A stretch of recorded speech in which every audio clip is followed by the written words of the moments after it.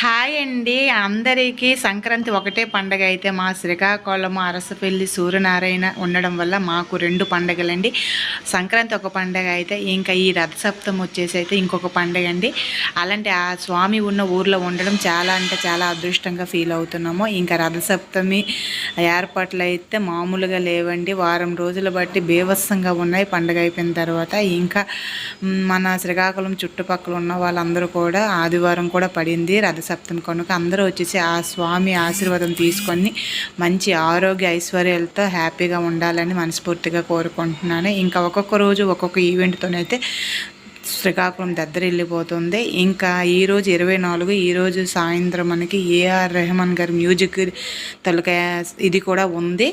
ఇంకా దీనికి కూడా మన చుట్టుపక్కల ఉన్న వాళ్ళు కూడా వచ్చేసి అందరూ కూడా ఈ ఈవెంట్ని ఎంజాయ్ చేసి అలానే ఆదివారం ఆ స్వామి దర్శనం చేసుకొని హ్యాపీగా ఉండాలని